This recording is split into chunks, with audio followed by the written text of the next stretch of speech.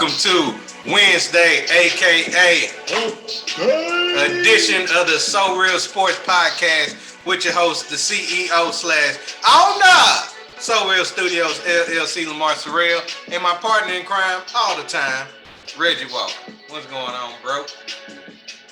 Still struggling, still making it, but I'm also still alive and not behind bars. So that being said, I'm okay. What about you, man? That's positive. I'm doing quite well. Work is pretty good. Finally got the tickets, so I will be heading out to Denver, Colorado for Friendsgiving. So we will have our first ever live Muscle Shirt Friday show next Friday. Stay tuned for that. And pretty much it. You know what today is. We winging it. That's pretty much all we can say about that. We're just gonna wing today. Get ready for Muscle Shirt Friday. We got 3 topics to talk about. Then gonna give you our Thursday night football predictions. Then last but not least, Reggie will be talking about soccer. No, I won't. Oh, he changed his mind.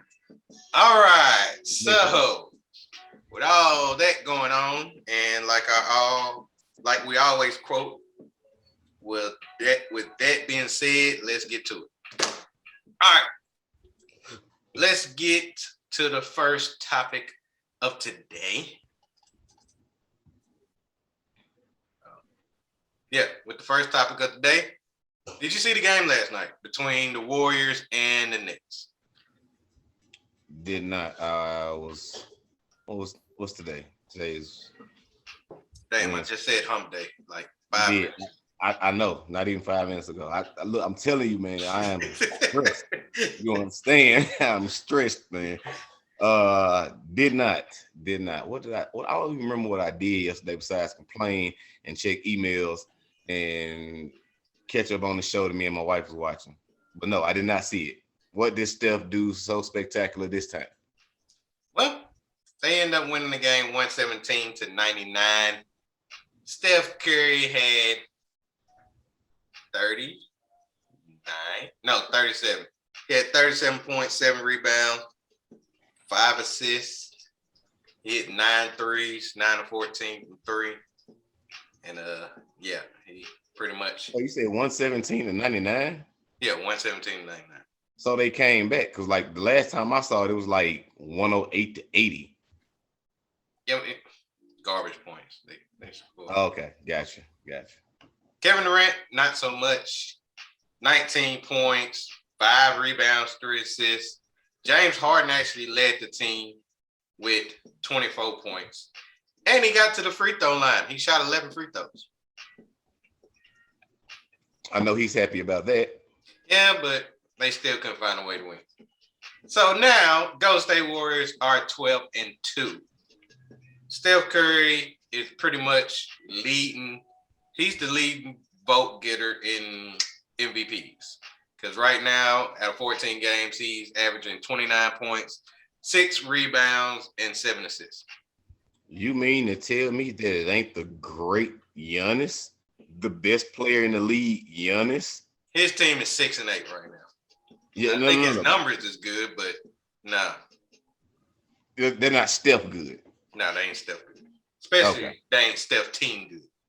So, all that being said, is Steph Curry the best player in the NBA right now? Right now? Yeah. It would appear that way because of his numbers alone and the fact that he's doing it not so much completely alone, but if we go back in years and look at Steph, he had, help. And at that point in time, Steph was not averaging 40 points a game, but I mean, you could easily catch him on a Monday night scoring 40, Wednesday night scoring 34.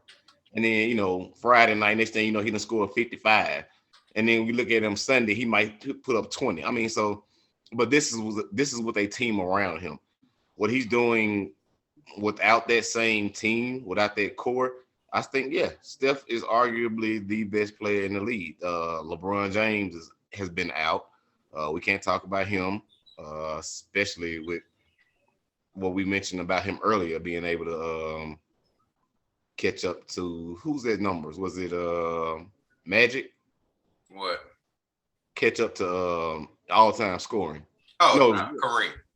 Kareem, that's who it was. Well, first he got to pass Karl Malone, but then he gonna pass him regardless.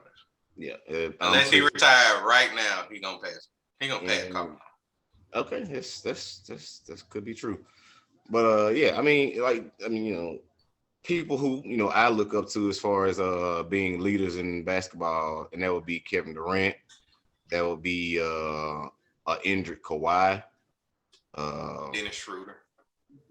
Not even close, but like those just two guys that I mentioned, not Lamar.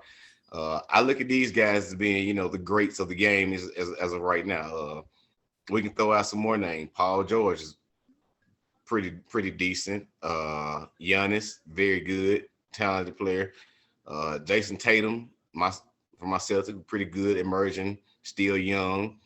I mean, even people like Ja Morant, who is looking fucking awesome. I can't say that any one of those guys, minus Kawhi because he's injured. We don't know what he's doing right now. But any of those people that I just named, numbers are not like Steph's numbers. And like I said, Steph is literally almost virtually doing this on his own. We know he has the green light. He will take a lot of shots, but a lot of those shots are low percentage, but he makes them. A lot of those shots that he take are high percentage, and he still makes them. So, I mean, I can't argue with the fact that Steph isn't the best right now. If he's leading in MVP votes, congratulations. He should get it. If it ended now, he most definitely got it. Yeah. With that being said, as far as the rest of the season go, if he continues to do this, and then getting Clay back, is it what, December, January that Clay will be back? Early December is what they're looking at right now. Okay. Before Christmas. Yeah, with that, I mean, that's in a few weeks. That's only gonna help the team out, I think. Because I mean, it takes a lot of eyes off of him. And like I said the other day, if you can contain Steph to 24, 27 points a game, you did a good job. Well, if anything over 30, that is your fault. So yeah. Back to the original question. Yeah, Steph is undoubtedly the best player in the league right now with what he's doing. All right. I really do want to agree with that. However, just because he beat Kevin Durant, I don't think that makes him better than Kevin Durant. So I still got Kevin Durant as the best player in the NBA right now. And his number proves it. Kevin Durant is still balling, even though he had that one bad game. He's averaging 29 points per game, 8 rebounds, 5 assists. His team record is not that bad. I think they're 10-5. I think they're 11-5 now because they beat the Cavs today. So 11-5. Still a good record. If you look at the standings, that's tops in the East. It's third behind the Washington Wizards. Oh my goodness. Who's seen that coming? And the Chicago Bulls, in which we did mention before the season started with the acquisitions of DeMar DeRozan, Alex Caruso, Lonzo Ball. That definitely helped that team to be a force in the East. Brooklyn Nets is still up there. Even though they don't have Kyrie. Probably won't have Kyrie. No, but that'll be a topic for another day because I think he possibly will get traded because they ain't going to deal with that no more. Kevin Durant still been balling. And you said Steph Curry pretty much doesn't have help. I can actually say KD is the same way. Because if you look at James Harden now since they got the new rule that they won't let you get touchy fouls is pretty much James Harden, OKC, when he was the sixth-man player of the year. That's what he turned into. But he was still good, and he still helped the team. Yeah. He wasn't averaging as much points as he is because now. he was a sixth man, of course. Right. And that's exactly how James Harden is playing right now, like a sixth man. Well, a former MVP. I will only say this to counter what you said. The only reason that I don't, KD is literally my favorite player in basketball right now, currently. Mm-hmm. Besides Dennis Schroeder. Go ahead.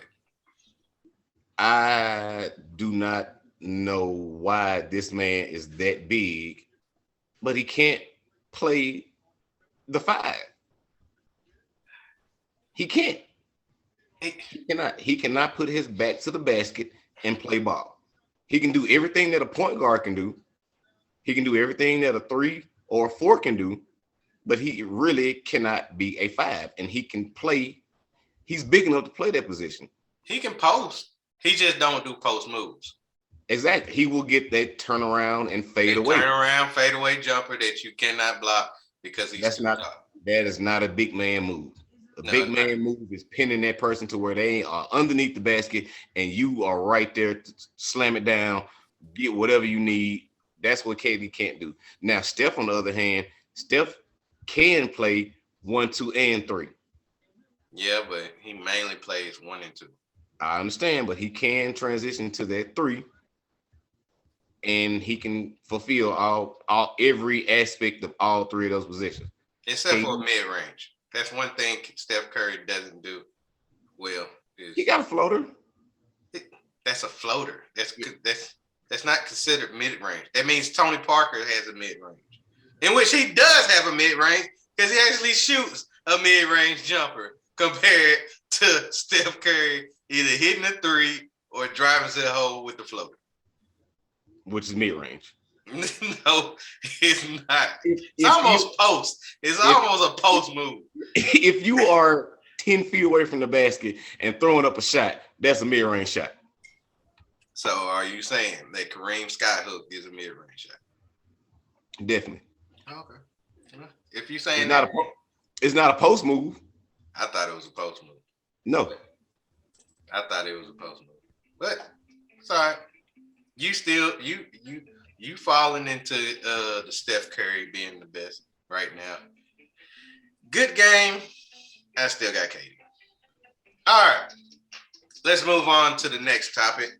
Let's go into college football. We are getting closer and closer to the end of the season. Well, we're 2 weeks away now. Yeah, this week and next week. Yes. Week and next week. We are 2 weeks away, ladies. Yeah, this week and next week. And then we'll have the playoffs. Then we'll have the conference championship game. And then we'll have college football playoff rankings. Let's go over the college football playoff rankings, shall we? At number 1, like always, Georgia.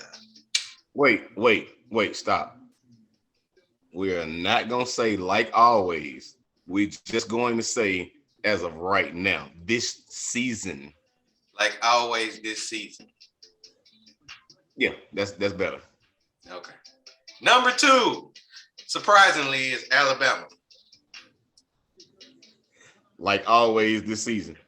Whatever. Number 3 is Oregon. And number 4 is my Ohio State Buckeyes.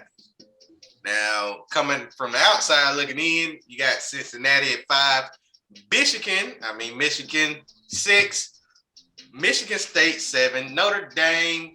Then you got Oklahoma State 9th, Wake Forest 10th, Baylor, Ole Miss, Oklahoma dropped tremendously to 13, BYU still in there, Wisconsin 15, Texas A&M 16, Iowa 17.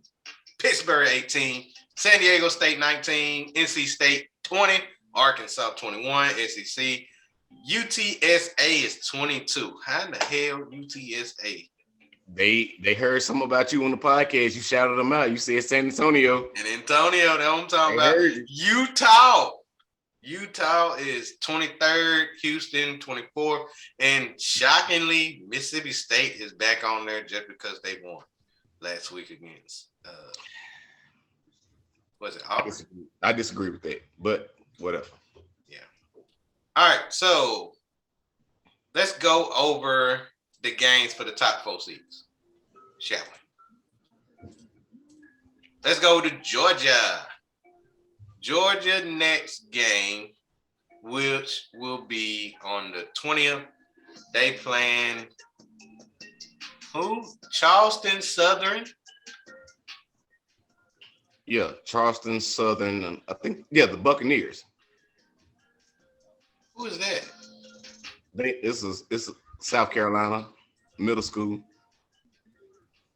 Y'all in the SEC schedule. See, it's not Alabama. It's not Alabama. It's the SEC entirely. They're part Let's check and see who y'all playing. Oh, They're y'all part- Arkansas. Arkansas. They are a part of the Big South Conference. You are not gonna hate on the Big South. Big South. Oh my goodness. Wow. Somebody add them to the Power 5. They the Power 6 now. Big South. Big South. Y'all got Arkansas, who is ranked. Shouldn't be. But they are ranked. Oregon. Let's check and see who Oregon got. Utah, who is 23rd ranked. That should be an intriguing game. And last but not least, Ohio State Buckeyes. We have Michigan State ranked 7th. So obviously we got the toughest game this weekend. Let's not say that every team is ranked except for Georgia playing the Big South. Yeah, that's the only game that's only one ranked team. All right, so let's discuss which team is on upset alert this weekend. Who you got? OHIO. I'm bullshitting. Y'all should easily win this game. I don't know about that 11-point spread that y'all have, but no, it's 19. It's 19-point spread y'all have. Again? Yeah. Well, I went against it last week. Yeah. Go against it again. No, I went against it last week and we end up covering. Definitely covering. Go against it. Whatever. All right, continue. Yeah, I'm going with that Oregon versus 23rd ranked Utah. That is going to be a game to watch. Oregon has been winning struggle games all year long. I think this one will be another one, and I don't think they pull it off. I think Utah has something to prove. They have dropped in the rankings because they lost a couple games that they shouldn't have. But here again, Oregon has won a few games that they wasn't supposed to win. And the one true game that they won against who? Buckeye. Who was that? I didn't hear you. Ohio State. We lost. Yeah, that one game is the reason why they are where they are. Truth be told, that's honestly the only reason why Oregon is up there so high right now. But yeah, I think Oregon will fall. This would be the only upset out of every game that we mentioned in the top 4. Mm-hmm. So you can look forward to seeing Oregon out. They are done. They probably will drop till. I'm predicting if Oregon loses this game, they will drop to either 9th or out of the top 10. Mm-hmm. So you got Oregon as the upset alert. Spread on that one is what now? On that Oregon, Utah? Yeah. I believe that spread is, and I quote, Utah is a 3-point favorite. Give me Utah. Wow. With the points. Yes. Wow. Did not see that coming. Mm-hmm. Okay. I can see that. Look out for that because I'll be sending that to you. You definitely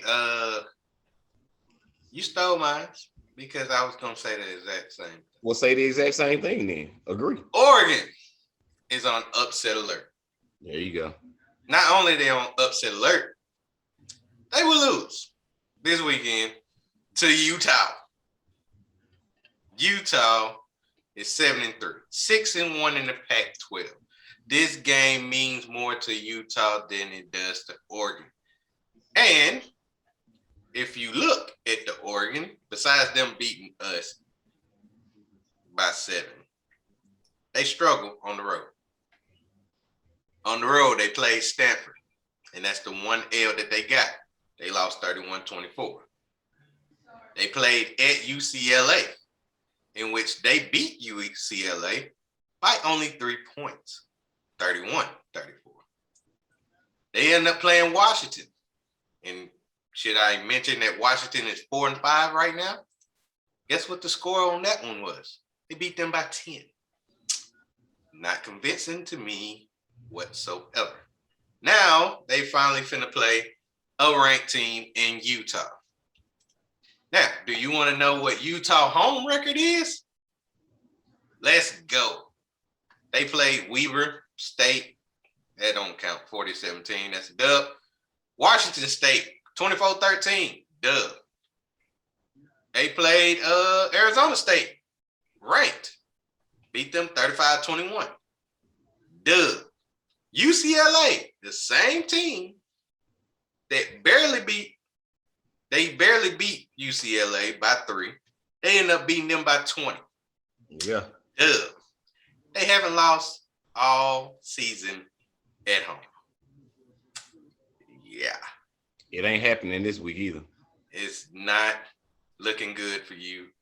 And I think that's the game. That's game day, ain't it? Game day is in Utah, is it? Here again. Oh, yeah, I forgot. Bombarded at work. I believe it is. If it's not, it should be, and I don't understand why it wouldn't be. So, Utah, come through for your boy. Because please, I'm just sick of seeing Oregon after they beat us. And we can't get them back, because if we played them this week, we would have beat them this week. I just feel that way. Okay. Only thing you failed to mention was that struggle win that Oregon did have against, what was that, Fresno State? Beginning of the season? Yeah, but I didn't want to really mention that. I just want to talk about what they did lately. Okay. I'm just saying I'm pretty sure the committee it's still hot on their brain. I think that loss at Stanford is pretty hot on their brain. Because Stanford is 3-7. Okay. Fair enough. Yeah. Stanford's 3-7. So that's definitely what hot on their brain. All right. That does it for college football. Now let's go to the NFL. And you know what we're going to talk about when we speak on the NFL. Let's talk about Cam Newton. He is back, ladies and gentlemen. Sir Isaac Cameron Newton. Cam. Oh, Cam is back with his Panther brethrens. And now he probably going to start. Matt Rule is not ruling, no pun intended, him out on if he starts next week against the Washington football team. Now, Reggie, you saw what he did last week. First play, ran for a touchdown. Second play, he threw a pass to Robbie Anderson, out of all people, for a touchdown. Even though PJ Walker did have a pretty decent game, 22 of 29 for 167 and a pick. That's still all right. They end up getting the win. But more than likely, Cam Newton will be starting quarterback, not only for this week, but possibly the rest of the season, especially the way Sam Darnold has been trashed ever since after the 4-game winning streak that they had. So, Reggie, my questions to you. Can Cam lead the Carolina Panthers just to the playoffs? I don't know about the playoffs. Wild card, possibly. Still playoffs. Okay, in that regard, then yes, he can definitely, should definitely. I don't understand why he couldn't do it.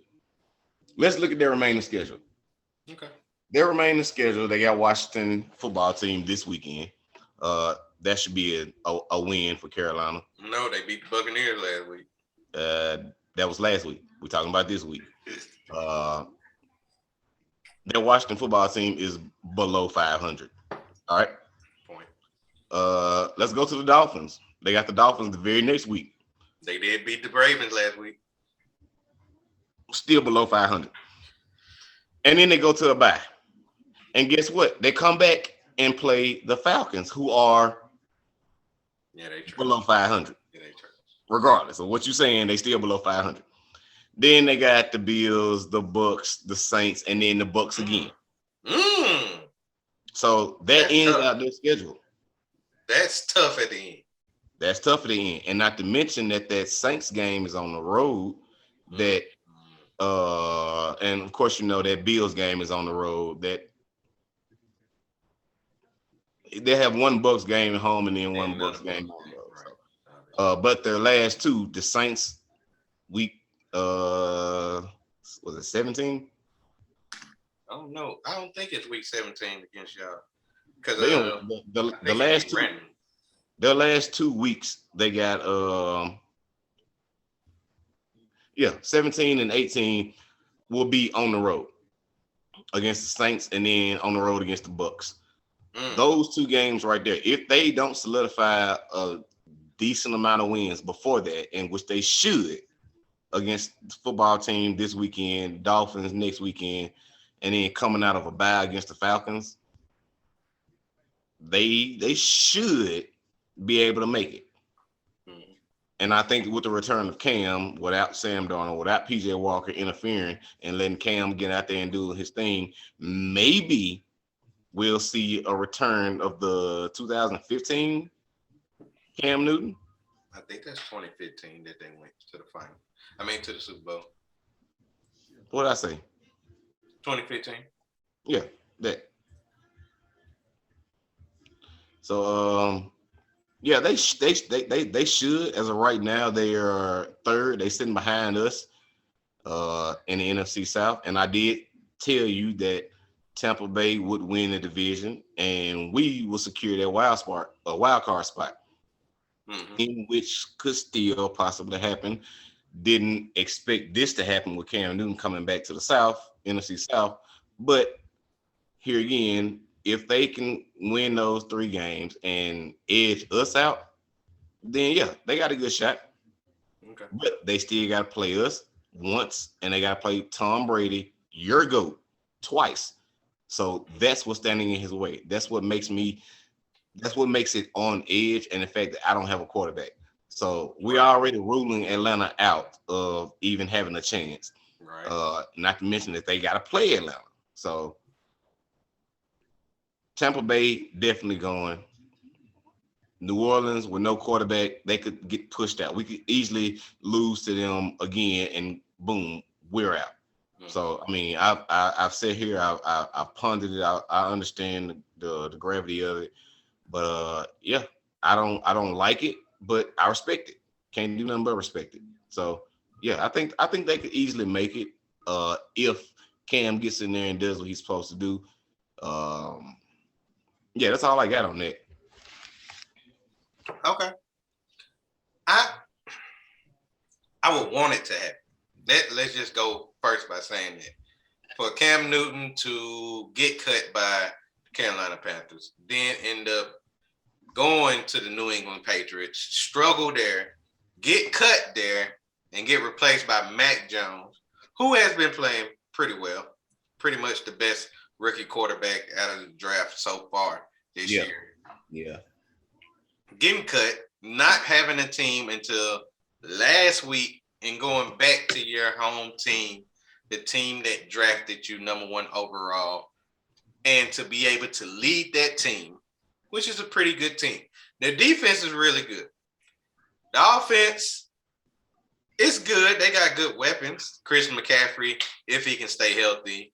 Robbie Anderson, who's pretty much is a non-factor so far this year. But DJ Moore, he's a baller. And I think Robbie Anderson with Cam Newton coming back would definitely get more catches than he used to. I want it to happen. I can also see it happen. And here's why. I like your analogy. Let me first by explaining that by you going to the schedule. Did not know their schedule was that easy. They need to win out before the bye, and then at least try to get one game out of those last four between Tampa Bay twice, y'all, and the Bills. And this is why. Dallas Cowboys coming out of the NFC East. We can easily say that, right? Should. Well, they should. The only team that's close in competition will be the Philadelphia Eagles, who is 4-6. However, they got the Giants twice, in which they got the Giants and the football team twice. Yep. So, and then they got y'all this week. Yep. So, yep. Then they got the Jets. Yep. And their last game is at Dallas. So that is looking kind of nice. That's going to be the biggest threat right there is the Eagles. I had to look at that schedule. Now let's go to the NFC North. Divisionally wise. Yeah, divisionally. Well, I mean, if one of them wins the division, the other team going to have a good enough record to make the wild card spot. Right. It's only three available. Let's go to the NFC North. Now, you know the Packers pretty much going to win that division. Only team that's actually close to me will be the Minnesota Vikings. And looking at their schedule, they got the 49ers, they got the Packers this week. They got the Steelers, my Rams, Packers again, Bears twice, who also, I believe, will be good, kind of decent, but they got a rookie quarterback, and I don't expect them to do too much. So the Vikings and the fact they've been losing close games definitely doesn't help them out whatsoever. So I can only see one team coming out of that division, which would be the Packers. So we already named that it's a possibility that one coming out the NFC East. Let's go to the South, which your team in. Carolina Panthers, New Orleans Saints. Both of y'all is going to be a battle for one spot. Yep. Automatically in the NFC West, either the Cardinals or the Rams, both of them going to make the playoffs. One of them is going to win the division. The other one is just going to make the playoffs. So you can eliminate one with that one. That's the three. That's the three to me. It's either one going to come out the NFC East or the Eagles just fall off, or two going to come out the NFC South, which could possibly be the Panthers and your Saints. And, yeah, the Rams going to do it. 49ers, even though they did beat us, I don't see them actually doing too much because their schedule is not that easy. They got the Bengals, who is a tough team. They got the Titans, a tough team. Even though they got the Jaguars this week. Next week, the Vikings. It's kind of tough. Seahawks, then they play us the last week of the season. And besides the Falcons and the Texans. So I can see four possible losses. They got the Jaguars this week, so you can see that being a dub easily. But the Jaguars have been impressive enough to win games in which nobody predicts them to win. That's how they got their 2 wins. They beat the Dolphins, nobody thought they would beat them. And they beat the Bills 9-6. So it's a possibility. I hope it happens because I like to see Cam do it. But it's pretty much a wait and see. Especially this week. This week will pretty much determine how he plays this week. All right. Now, since we got that out the way, now it's time for Thursday Night Football. Let's go with the predictions for Thursday Night Football. We have the New England Patriots on the road taking on those Atlanta Falcons. The Patriots are a 7-point favorite. Mac Jones, who? Mac Jones has been playing good. Best quarterback, rookie quarterback in the draft so far. He's been playing the best. Against Matt Ryan, in which, they're 4-5, but they coming off of a terrible loss. Terrible loss against the Dallas Cowboys. So, Red, Patriots are a 7-point favorite. Who you got in this one? Patriots are going to get to that stadium in Atlanta and realize that fucking Chick-fil-A is still closed, and they're going to be pissed off, and they're going to want to beat the hell out of Atlanta. I got Patriots with the spread. So, Patriots with the spread. This is actually, I got the Patriots. All right. However, I don't have the spread. I believe that Matt Ryan will keep it close. Who he gonna throw the ball to? Kyle Pitts. That's it. Who else you got? Wayne Gallman. I said that's it. Who else you got? Wayne Gallman. You mean any available cornerback for the Patriots? No. Wayne Gallman. I don't know if Cordell Patterson playing. He's still hurt. Don't know. Don't know about that one. What about Russell Gage? Gage is playing. Okay. He can throw to him. Okay. And he'll pick up 4 yards. I got the Patriots winning though. At least I got that. Yeah. But I think the Falcons can find a way to cover. All right. I don't look forward to that bet as well. Yeah, I bet. All right. Now we are done with tonight's show. Now we can go to Reggie soccer segment of the night.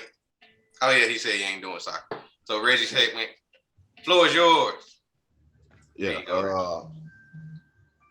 It was difficult because I was gonna talk about soccer.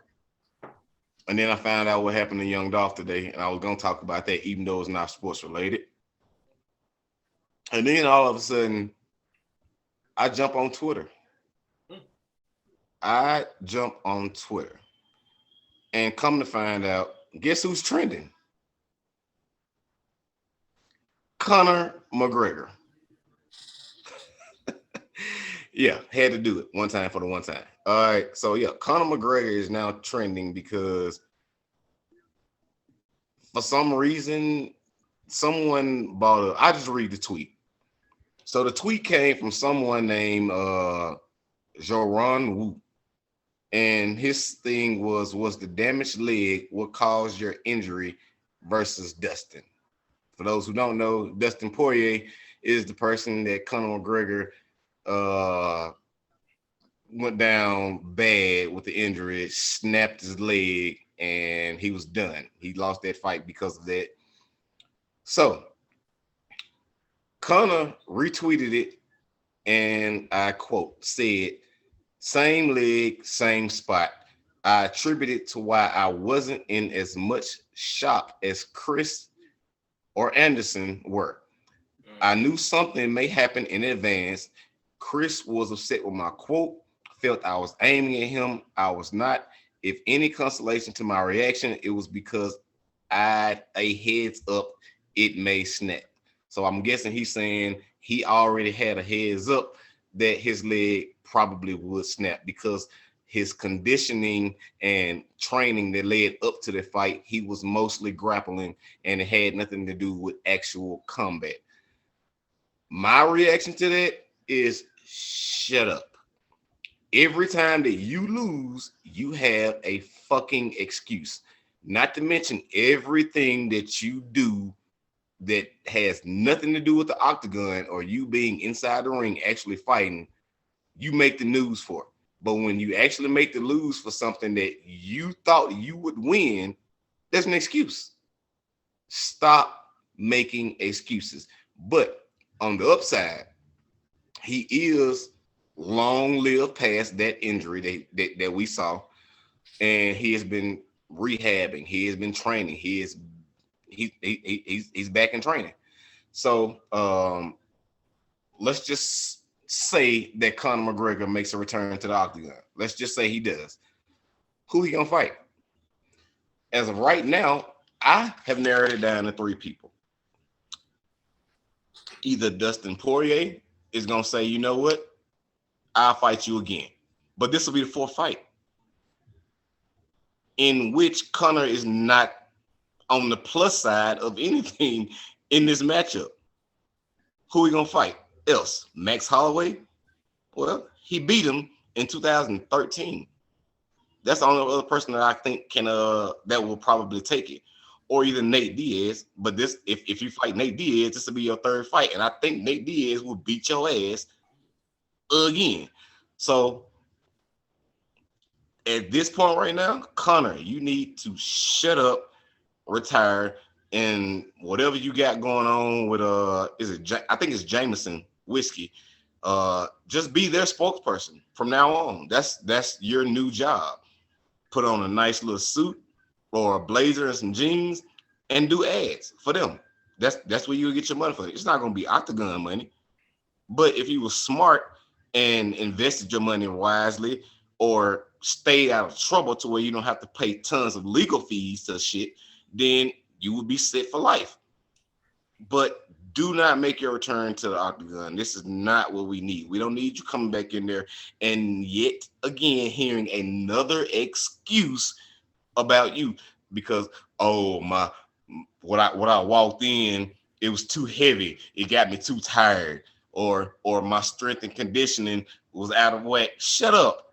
Just retire or either come back and fight one of those three people that I named. Well, actually, really two, because Max Holloway, he probably will take it, but I wouldn't, to be honest. Why would I get in the ring with you? Because if I beat you and you're going to make an excuse. There's no excuse, because guess what? At the end of the day, the judges are the ones who score. It's not the people. It's not you. It's not the opponent. It's the judges. And the judges will see that you will lose convincingly, so give it up. You were great when you were. But that's it. That's my segment. Man, you forgot to mention one more person. Machine Gun Kelly. What I forgot to mention was the fact that I do want to give some kind of tribute to Young Dolph, because that was senseless, and yeah,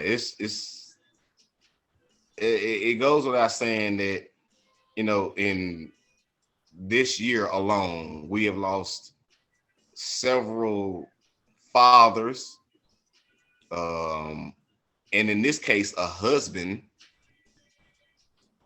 and a father, to senseless violence. And I really don't understand it. But it needs to stop. I know that everything that has happened with these three people, King Von, Mo 3, and then now Young Dolph, everything, all three of those happened in the South. One Texas, one Georgia, and the other one Tennessee. All three of these happened in the South. This has to stop. This is exactly what they want. They want us killing off each other, because that way they don't have to, and then blame it on COVID. This is exactly why we need to just reconcile, come together. If it was, if me and you wanted to start our own business, great. But guess what? We got 10 people hating on us. If we can get them 10 people on our side to say, hey, you know what? We can come together. We can get this money together. Then everybody winning. Everybody eating off the same plate. It may be different levels to that plate, but everybody is eating. And they don't get that. And what I'm so upset with about this is the fact that he's 36. He older than you and me. He ain't beefing with nobody. He ain't out here making no more music. All his little beef been done. I just honestly don't understand that. He was only there to pass out turkeys to his old neighborhood. And he got shot. Dead. Like, that don't make no sense to me. I don't like it. I'm disgusted with the city of Memphis. And the fact that nobody is in question right now is beyond me. We got the video footage of Ruggs doing 156 miles per hour, slamming into um that young target worker. We got that, but we ain't got no footage of no car rolling up and letting off shots.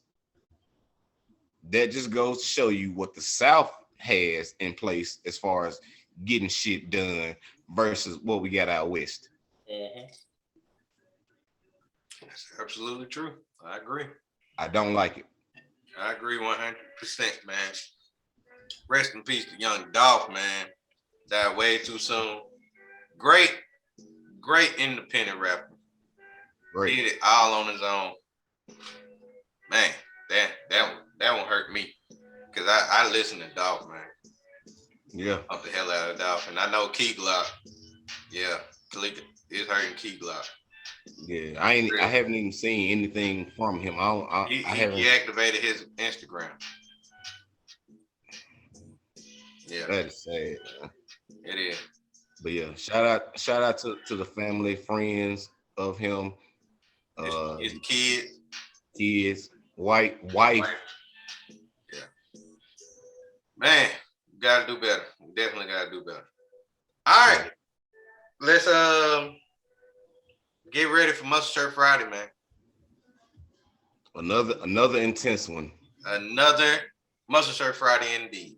Will we break the record for the most shot bets on Muscle Shirt Friday with 14? Will I finally get 2 consecutive wins on Muscle Shirt Friday with the 3-bet challenge? And will we actually disagree on UFC more than 2 times? Have you seen the card? I have. Wow. And it's an extra bonus that we're giving y'all on Muscle Shirt Friday that we ain't gonna talk about until then. So, with that being said, like always, we give you our salute. And we'll see y'all on Muscle Shirt Friday. We out.